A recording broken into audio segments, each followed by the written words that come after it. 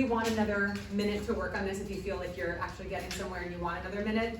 Or do you want me to just go over it? Do it. Okay. Does this seem a little tricky? Yeah. Okay. Keep in mind that quadratic functions, they're just tricky. They shouldn't be, because they're just little like smiley faces on a graph. They shouldn't be that scary, but they just are. And I know that they're scary because even though I've taught this a bunch of times, even when I look at a quadratic function, I get scared. Is that weird? I don't mean to make you guys more scared, like, oh, our teacher doesn't even know. I know how to do it, but for some reason when I look at a quadratic function, my brain goes, ah! And then I go, wait, brain. We know how to do this. We're just gonna go slow. We're gonna analyze the information that's given. We allow ourselves to process little bits at a time. So if your brain does what mine does, and you see something like this, and you're like, I don't know. It's okay. I'm with you. I get you. We're going to process through it step by step. You are not alone, okay? So, this is a continuation from yesterday's lesson. It's kind of the end of 7.2. I want to do this, and then we'll go into 7.3 today, okay? So, remember how we talked about parent functions? And the parent function is the simplest, least complicated quadratic function you could ever have. We love the parent function. It's always the same and it's always simple. What does it look like in function notation? Yeah. Exactly. F of x equals x squared. We love that parent function. It's so simple. You could even kind of like memorize kind of what it looks like on a coordinate plane, because when you plug in your table of values, you'll always get the same outputs. You'll always get the same parabola.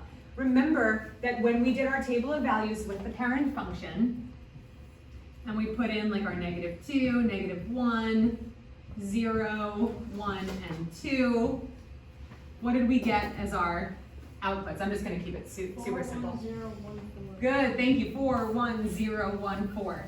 These are always the most basic and simple coordinate points. What's the vertex? 0, 0. Good, because it's the turning point where there's symmetry. That's our vertex. And if I wanted to plot that and just show our parent function on the graph, I would just plot it exactly where those coordinate points say to go. And I have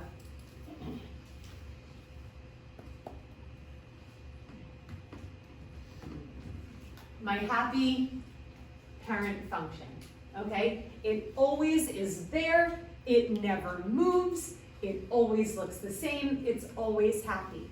The parent function is always f of x equals x squared. Okay, so anytime you see parent function, you should immediately think of this or write it down, and you should immediately picture this or graph it, just to remind yourself that a parent function always looks like that, okay? Yep? Do you have the graph stamp? I do, but my stamp pad is out of ink. It dried up. Sorry. I have graph paper in the back though. You got one? You want to grab some graph paper? Okay. So,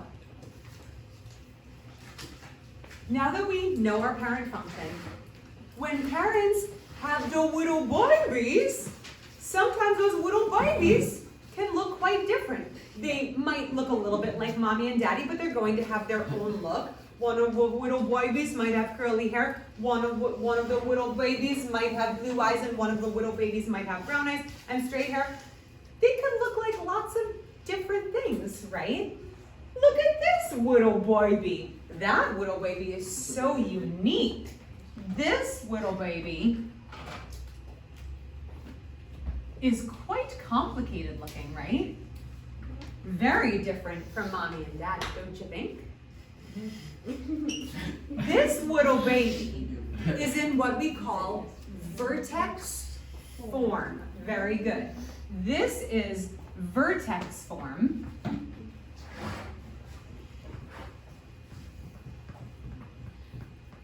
And it's called vertex vertex form because it tells us what the Vertex. vertex is. Okay, so I also made a little sticky note. You don't have to have this memorized, but you do have to know what it means. Vertex form, you don't have to have it memorized because it's up here and it's in your EOC reference sheet, which you're allowed to use on any test or quiz and the EOC.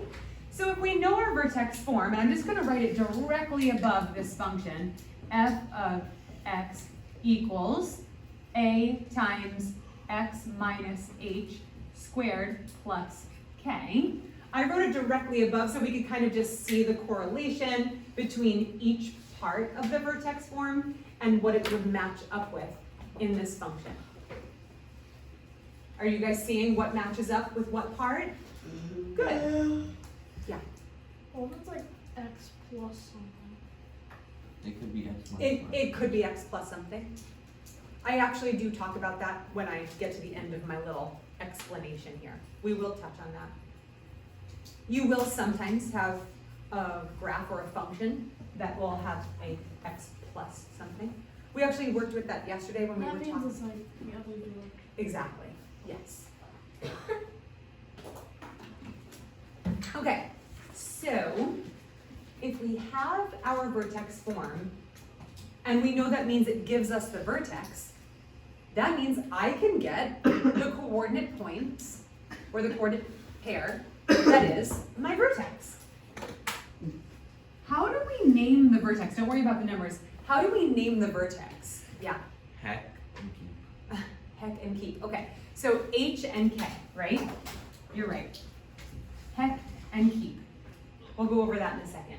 So H and K represent the X and Y coordinates of my vertex. My vertex form tells me exactly what H and K are, although the H tries to confuse you because it gives you a sign that's actually the opposite of the sign of your vertex point. You need to make it get the heck out of you. Yep, and that's why I say that H stands for get that sign the heck out of there. So if this says -5, what is H of your vertex? Positive +5. Good. And K stands for 7. Would you keep the sign? keep the sign. K for keep the sign. So if it says +7, it is +7. This H is the only one where you have to say, hey, get that sign the heck out of there. If it's telling me it's negative, no, it's positive. If this K is telling me it's positive, I keep it. It's positive. So now I know that the vertex of this graph is here. You technically do not need to graph it in order to answer this question, but it will help us get a better picture. So I will go ahead and graph it. Are you doing okay? Okay. I will go ahead and graph it at +5, +7. So I'm gonna graph a point at +5, +7, even with my mommy and daddy right here. +1, 2, 3, 4, 5. +1, 2, 3, 4, 5, 6, 7. What point is that? 7, 5. Of my parabola, what is it? The vertex. The vertex, good, I just wanna make sure we're still on the same page, okay? This point is my vertex. I could look at the information here and kind of decide, is it happy, is it sad, is it wide, is it narrow? But I'm not gonna look at that yet. I just wanna look at the location of my vertex and compare it with the location of the mommy and daddy vertex. How could I describe the location compared with the parent function? Yes, Much higher. it is much higher. Can we get more specific? It's like higher up the graph and it's also in the top right quadrant. Okay, It's specifically at 5, 7. it's specifically at 5, 7, but how does that compare? It's like 5 units to the right Uh-huh, from the parent function, then 7 units up. from the that's parent exactly what it is. function. Oh, yay. Very good. So, the way that we can compare this to the parent function, there are gonna be 4 ways that we're gonna compare this. And we just described the first 2 ways. It doesn't matter which order you put this in, but we're gonna say that the graph of this is translated. Translated just means moves, or moved, or shifted. So the graph of this guy, f of x equals -3 times x minus 5 squared plus 7. I don't really like how they're calling this f of x. I would prefer to call it g of x because that makes me differentiate it from my parent function. I think they called it f of x because they don't actually name the parent function, but we know that the parent function is f of x, so let's call g union g of x, okay? So this function, g of x, is translated. What does translated mean? Moved. Moved or Shifted. shifted, yep, all the same thing. Translated 5 units to the what? Right. Right. And 7 units Up. up. And we can see that, remember how we had those problems yesterday where we actually had, it was 2 separate examples, but we actually looked at these where we had a number being added to the output and we had a number being added or subtracted from the input. The one that was being added to the output, that was the vertical shift. That's why it's going 7 units up. The one that's with the input, that's the horizontal shift. That's the one that is moving left or right, going in the opposite direction of the Parent function. sign. So that's 2 ways, translated 5 units up, translated 5 units to the right, translated 7 units up. That's 2 ways that it is different than the parent function. There are 2 more ways that it is different. Can anybody name one of them? Yes. It's no. What? It's no. It's narrower, that is correct. How do you know that this little baby is going to be narrower than the mommy and daddy? Go ahead. Because the 5, 7 is closer to It has nothing to do with the vertex. Yes, Brianna. The A is greater than 1. Very good. The A, or I should say the absolute value of A, because we don't worry about the sign when we're talking about narrow and wide. The absolute value of A, which is 3, is higher than 1. So we'll also say that this graph is narrower. Okay, so translated, that's one way, 5 units up. 5 units to the right, 2 is 7 units up, 3 is it's narrower because the absolute value of A is greater than 1. Okay, and yes, It opens down. it opens downward. It's a sad parabola. How do we know it's sad? Yes. -3. Because A is negative. So it opens downward because A is negative. Do you see how with these last ones, I explained or showed my work just in these sentences? So if this were a homework and I wrote narrower because the absolute value of A is greater than 1, or I just wrote in my own words, narrower because 3 is higher than 1, I would be fine with that. I just need some sort of explanation to know that you understand it. But it have to be less than something. So that's why I said the absolute value of A. It's all about the absolute value of A. When you're talking about the narrowness or wideness, it has nothing to do with negative or positive. It's all about the absolute value, just the number of the digit itself. Tell me what kind of number would cause a wider parabola? Oh, Yes. A number less than 1. Yes, less than 1 but greater than 0. 0. Very So good. 0.5. So it'd be a number, like a decimal number between 0 and 1. That's correct. Okay, do we understand this? Because this was kind of finishing up lesson Yes. 2. 7.2, and now we're going to go ahead and get into lesson 3, which, you guessed it, is still all about quadratic functions. But this time, we're not going to be looking at these functions in vertex form. That was in the past. Standard form is our future. Of course, you'll still have problems on your homework and stuff in vertex form, but we already learned vertex form. We just practiced it in the do now. Hands, just away from your head. That will make your head stay awake better. Okay, so now we are going to learn all about quadratic functions when they are given to us in standard form.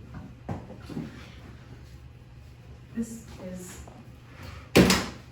Almost. done. So is this. Is your caps off? Standard form. This is a quadratic function in standard form. It looks so different than vertex form. You know what's a pain about standard form? It doesn't give you the vertex.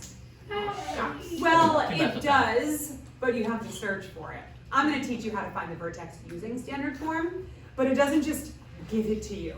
Like vertex form is like, here's your vertex. Here are the numbers for H and K. Just be careful about that H, get that sign the heck out of here. That's what vertex form does. Wake up. It's very exciting. Oh, you were looking down? Okay. Next time if I say wake up and you had your head down on the paper and you're looking down, just say yes, ma'am, and then it won't take away from learning time. Okay, awesome. Okay, so standard form doesn't hand you your vertex on a silver platter, but I will teach you how to find the vertex using a very interesting strategy. We'll get to that in a few minutes.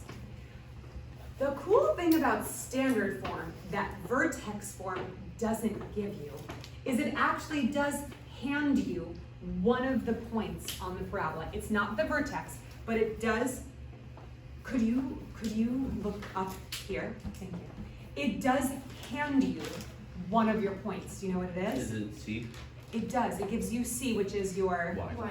y-intercept. Very good. Very similar. You know how C is like the last number. It doesn't have a variable next to it. It's a constant.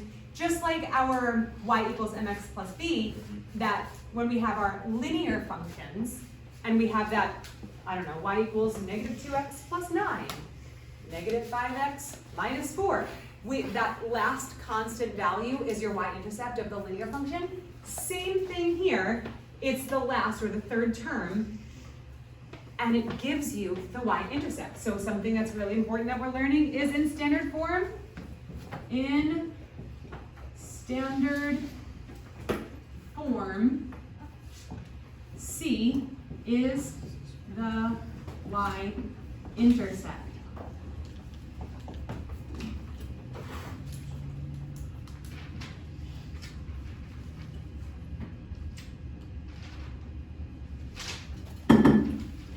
Great. Yeah, I was just waiting for you to start writing this down. Okay.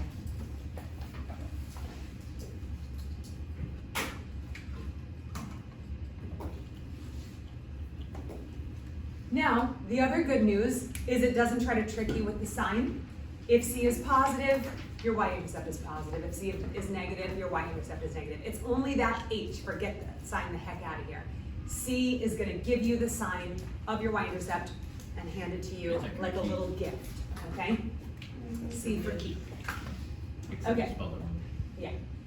All right, so what they did here is they just wrote down 3 different functions, and they're showing you that your C value,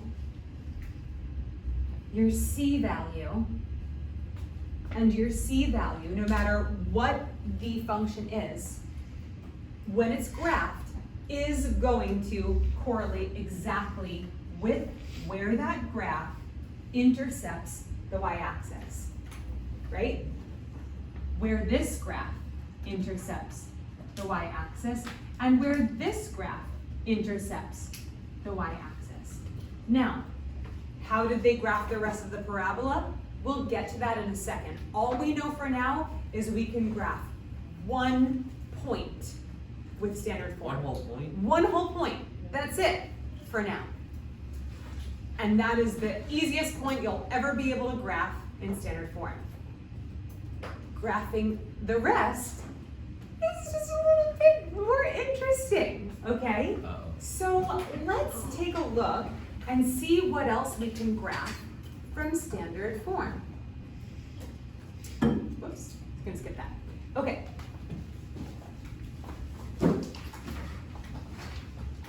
Let's talk about what axis of symmetry means. Let's just review. What does an axis of symmetry mean, Bo? It's where both sides meet. It's like where like the Yeah, it's where both curves meet, yeah. You were gonna give like there are a lot of different ways to like describe the axis of symmetry, yeah. It's kind of like the line that, like, if you were to slice where that line was, it'd be the same on both sides. Exactly. It cuts the parabola in half, very good. It also goes directly through the Middle vertex. vertex, very good, the middle, and the vertex, okay? So the axis of symmetry cuts the parabola in half. It creates the symmetry. And what else did we say about it? It goes through the vertex. It goes through the vertex. Goes through the vertex. These are all correct descriptions of an axis of symmetry. And there's a very special little formula that will give you your axis of symmetry when you're given a function in standard form. Hi, up here. I know my kids are cute, but you gotta, you're tired? Okay. Where's the? Well, don't worry, because we're about to wrap. Because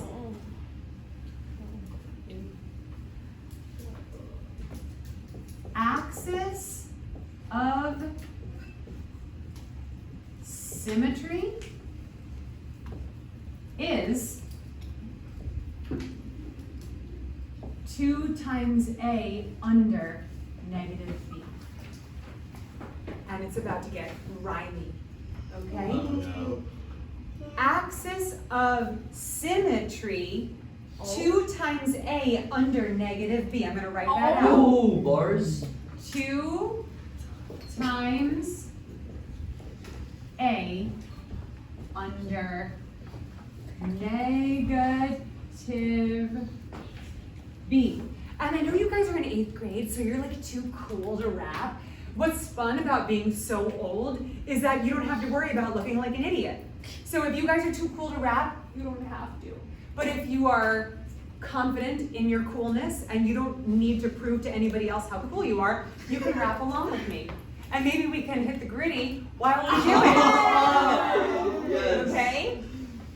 So it goes like this. It's so good. Axis of symmetry, 2 times A under negative B. Axis of symmetry, 2 times A under negative B. Oh, she's too cool. Axis of symmetry, 2 times A under negative B. What? Axis of symmetry, 2 times A under negative B.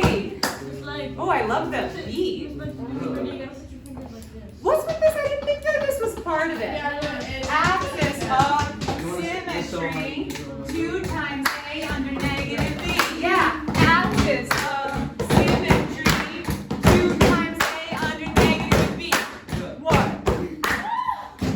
you can make that up. No applause? Really?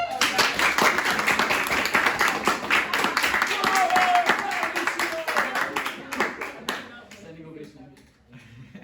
Somebody tell me how to get the axis of symmetry. Yeah, yeah, yeah. Thank you. 2 times A under negative B. What? Find where the vertex is. No. We don't know where the vertex is. We actually use the axis of symmetry to find the vertex. That's next, okay? What? So if I want to find my axis of symmetry, all I need to find is 2 times A under negative B. So let's look at what that looks like when we're actually given a function. So let's say we are given, I'm gonna erase the mommy and daddy, sorry. Let's say we're given this function right here. All we need to do is pull the values for A and B and plug them in to the equation. Now, somebody tell me why it says x equals that. Because if we plug that in for x, then it'll give us actual numbers instead of just x. Kind of. Yes, very good. Because the axis of symmetry is going to be a vertical line somewhere along the x-axis. So that will be the actual equation of the line. So your axis of symmetry is always going to be x equals something. So this is like the true formula. It's x equals 2 times A under negative B. And you'll notice that the negative here in the formula is on the outside of the fraction. Totally fine. It means the same thing, but it doesn't wrap very well and doesn't rhyme very well. So I say 2 times A under negative B. It also helps me solve it easier. I don't know. If you like your negative on the outside, do that. I don't really care.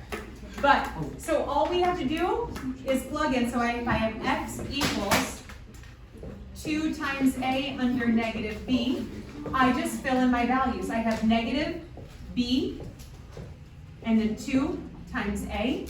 My B is 4. 4. My A is 2. Always pull your signs as well. These are positive, so I didn't need to worry about that, but pull your signs with your numbers. Now I have negative 4 over 4, which is -1. -1. So we have x equals -1. X equals -1 is the equation of the line for the axis of symmetry. How do I draw the axis of symmetry here? Yes. Carmen. You go to -1 on your x, Yes! and then that's where you place your dot, and you go down. Yeah, I'm not gonna place a dot just Oh, you're because not. I don't wanna mistake that on my parabola for like an actual point on the parabola. Ah. I'm just gonna do a dotted line vertically through it, okay? Now, something that we actually didn't plot yet, but it's kind of staring us in the face is what? The y-intercept. Very good. What's the y-intercept? 3. Okay, so where do I plot that 3? Above. Yeah, on the y-axis, right? I just wanted to make sure you guys didn't think that we were gonna plot it on the axis of symmetry. So we're gonna plot it, that positive 3, on the y-axis, or at 0, 3, just like Anthony said. So I have a point of my parabola. It's not my vertex, it's the y-intercept. I have an axis of symmetry. Can I plot another point on my Yes. parabola? with- Yes. How? Because Oh. it's mirrored, so like, Yes. you just like do that thing and that thing. Seriously, it's Yeah. like Jolly Rancher time. Good job, Carmina. Okay, Okay. carry it. He said it's mirrored. This point is reflected across the axis of symmetry and has its reflection, or like the mirrored image, across the same number of units to the axis of symmetry will be the same number of units away from the axis of symmetry. So 1 towards the axis of symmetry and 1 away. So now I have 2 points on my parabola. I'm just missing the Vortex. Vortex. I love that you said vortex. We're just missing the vortex. Okay. We have. Hey, you know what's funny? What? What's mine? Do you guys agree? I do. Okay, so we don't know where the vertex is, right? Yet. Can you tell me, like, can you give me like a hint about, no, don't look at the Down. slide. I don't want you to look at the slide right now. Can you tell me like a general place where the vertex will fall? Down. How, what do you mean in between? I You're got right. this. But what do you mean in between? Can you get more specific? Sorry, couldn't hear you over my coffee. Below is -1. So you're saying that you automatically know that it's No, down? I'm gonna go up, So it could be up there, yeah.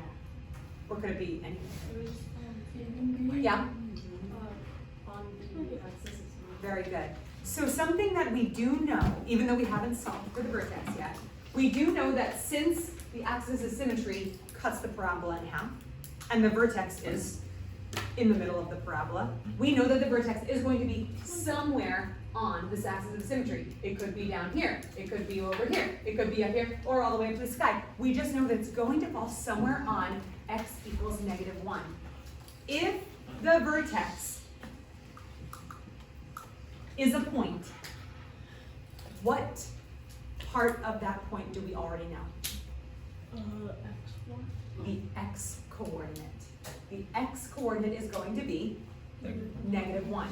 When we find our axis of symmetry, that is also the x coordinate of the vertex. So, our vertex is -1. So I'm gonna write that down, okay?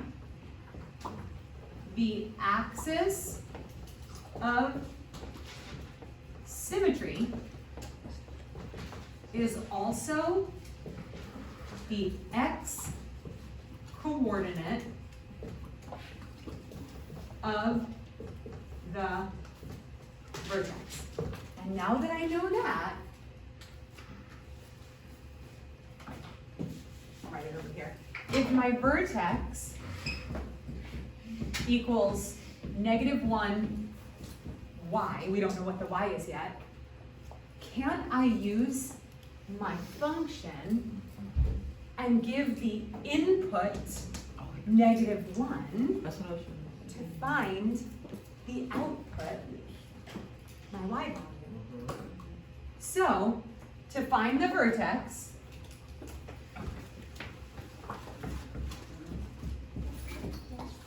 to find y coordinate of vertex,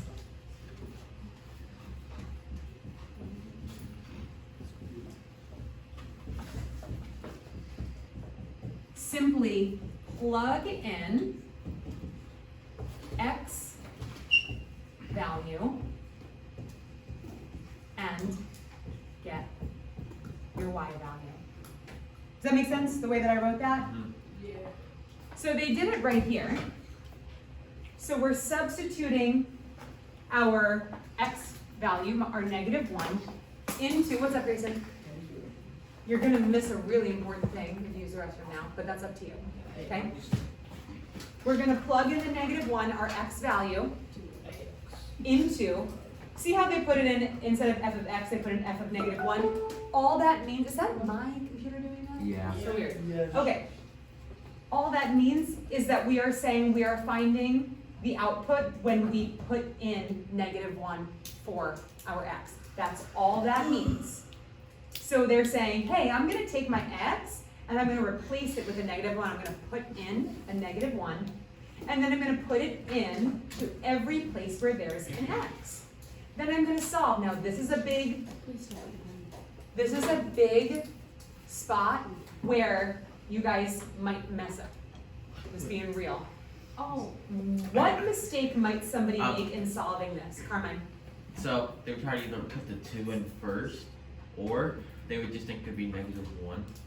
So I didn't totally understand what you said when you said put the 2 in like first. distribute the 2 in first. You mean multiply? Yeah. Yeah, okay. So that would be a big mistake. Tell me why that's a mistake, Alea. Were you raising your hand to like answer this? Yeah, I thought maybe some people put it in, like they would change the sign and put it as a positive one.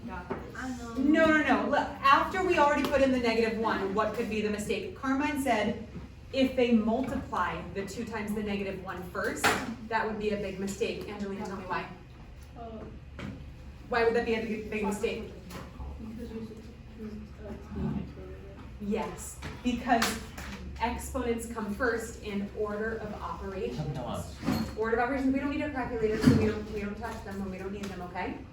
Thank you. So PEMDAS says this comes first. -1 squared is one. Just No, one. negative 1 Just squared one. is One. 1, because negative 1 squared is negative 1 times negative No. 1. The negatives cancel out, we get 1. That's confusing. Then we multiply it times 2 and we get 2. Okay, so So- this is 2. See what would have happened if we did it the other way? We would have gotten 4. 2, yeah, we would have gotten 4. We would have gotten a negative 2 squared, which would have been 4. Totally wrong. We would have gotten the wrong y coordinate. Our whole parabola would be just terrible and wrong, okay? So this is 2. We also have a 4 times a negative 1, which is Negative negative 4. 4. And then a plus 3. 2 minus 4 is 2. negative 2. Oh, no, yeah. Plus 3 is 1. 1. Uno. So our output, or our y, is Uno. 1. Now we have our vertex. So let's plot it. Negative 1, positive 1. When you have 3 points on a parabola, you are done. Yay. And it's a happy parabola. Misled. Yay! It's so happy. Yeah. No, you sound like that king You know I guy from related to Madagascar. Elmo, right? Oh my god, are you Jordan? That stuff from Yeah, my dad's part puppet. So. Can you do the impression? Can you do the like? Can you do the king impression? Yeah, you can. Do it. But will I? Okay. When I go over the steps of how we solve this, I will do it in the Elmo voice if you guys keep quiet and stop talking. So, to plot, let's go over this. To plot the parabola when you have standard form. Sounds like I'm right. Yeah. This is how Elmo plots a parabola. Can you say That's Dora the parabola? Explorer. No. Yeah, that's Dora the Explorer, not Elmo. Oh, it does kind of sound like Dora.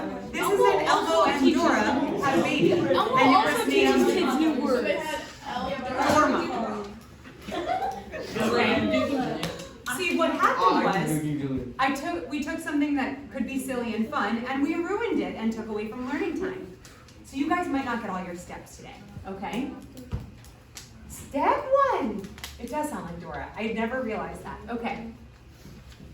To plot a parabola using standard form. Just beat fire, yo. Step 1, plot y-intercept. Elmo doesn't know what the y-intercept is. Can you tell Elmo how to get the No. y-intercept? It's C. It's C. It's wait, is that one is 3? Correcto. That's Dora. Yes, Okay. Si, senor.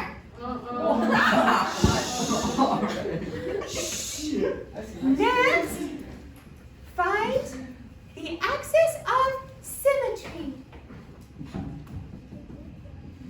Do you want to rock with Elmo? No. Yes. Axis of symmetry, 2 times a under negative b. Axis of symmetry, 2 times a under negative b. You ruined it though. Yeah. Who is it?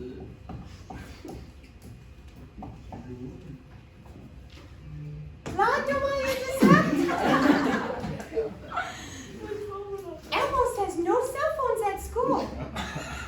Then you find the axis of symmetry.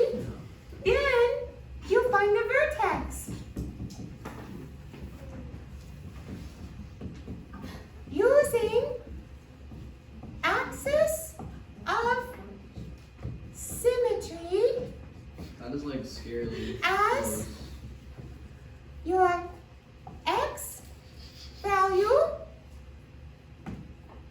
plug x value into the function to get the y coordinate.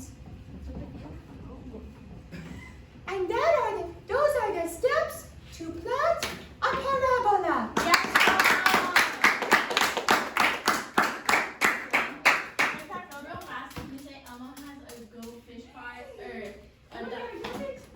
yeah. You say Elmo has a T-Rex and a goldfish card and Elmo versus Professor. Here, please. Elmo has a what? A T-Rex and And a goldfish card. Elmo has a T-Rex and a goldfish card. Yeah. Can you do